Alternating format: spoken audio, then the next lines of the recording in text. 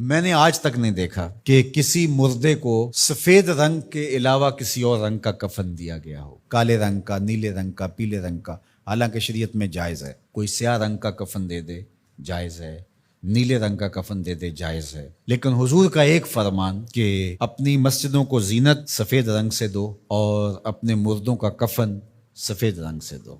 سفید رنگ سے کفن دینا مستحب ہے، لیکن اگر کوئی اور رنگ سے کفن دے دے تو وہ بھی جائز ہے۔ لیکن ہم نے وفات کے موقع پر کبھی اس مستحب کو بھی ترک نہیں کیا، یعنی غم کا موقع ہو تو ہم مستحب بھی ترک نہیں کرتے، اور شادی کا موقع ہو تو صرف ایک نکاح رہ گیا ہے جو سنت کے مطابق، باقی ہماری پوری شادی کی رسوم و رواج جو ہیں وہ ساری شریعت سے متصادم ہو گئی، الا ماشاء اللہ۔ باقی صرف نکاح رہ گیا، تو وہ بھی لوگ کہتے ہیں وہ پہلے جا کے مسجد میں کر آئیں تاکہ یہاں یہ تکلف بھی نہ ہو، اور وہاں پوری ہماری شادی کی تقریب جو ہے وہ ہماری مرضی کے مطابق۔ یہ خاندانی رسم ہے، یہ ہم نے میڈیا پہ دیکھی تھی، یہ سوشل میڈیا پہ دیکھی تھی، یہ ہمارے ایک دوست کی شادی پہ گئے تھے، یہ ہم نے وہاں دیکھا تھا، اور کتنی تہذیبوں کا مغلوبہ بنا کے ہم ایک تقریب کرتے ہیں اور اس میں ہماری خواہش ہوتی ہے۔ ہم شریعت سے نہیں پوچھتے کہ شریعت اس کے بارے میں کیا کہتی ہے۔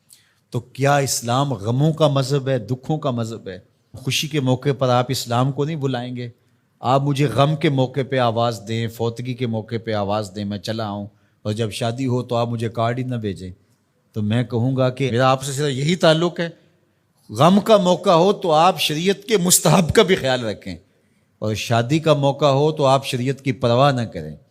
تو یہ تو پھر آپ کی مرضی کا دین ہوا نا، جہاں چاہا اس کو پسند کر لیا، جہاں چاہا دین کو چھٹی دے دی۔ کاروبار میں، اپنے طرز زندگی میں، اپنی سیاست میں، اپنی پارلیمنٹ میں، اپنی کچہریوں میں، اپنی عدالت میں، اپنے میڈیا ہاؤسز میں کہیں دین نہیں ہے۔ دین کہاں رہ گیا؟ اللہ اکبر۔ اقبال نے جو شکوہ میں کہا کہ اگر مسجد میں صف آرا ہوتا ہے تو غریب، دین غریبوں کے پاس رہ گیا۔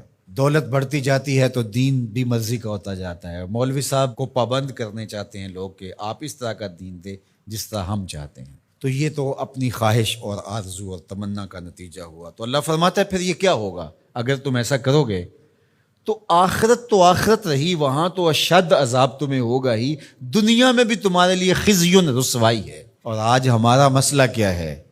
آج ہم نہ دنیا دار ہیں نہ دین دار ہیں۔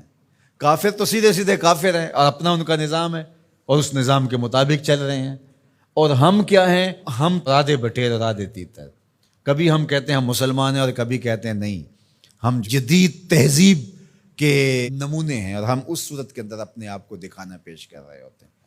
تو ہماری شکلیں روز بدلتی رہتی ہیں۔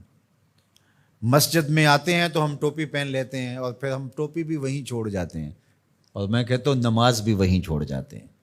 جب دکان پہ بیٹھے ہوتے ہیں تو اس وقت ہم نمازی نہیں ہوتے، بلکہ ہم حج اور احرام بھی وہیں چھوڑ آتے ہیں، اور ہم یہاں اور طرح کے مسلمان ہوتے ہیں، حج پہ اور طرح کے مسلمان ہوتے ہیں، اعتکاف میں اور طرح کے مسلمان ہوتے ہیں، اور ہم باہر اور طرح کے مسلمان۔ حالانکہ یہ ساری تربیت ہے ہماری عملی زندگی میں اس کا اثر پیدا ہو۔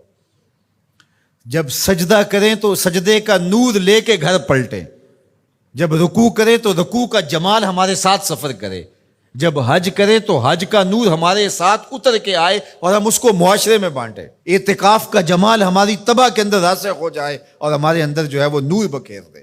تو مسلمان کا دین اور دنیا الگ چیز نہیں ہے، مسلمان کا دین اور دنیا ایک ہی چیز ہے، اور وہ اکٹھے چلتے ہیں، اور ان کو جدا کریں گے تو پھر چنگیزی کے علاوہ کچھ باقی نہیں رہے گا۔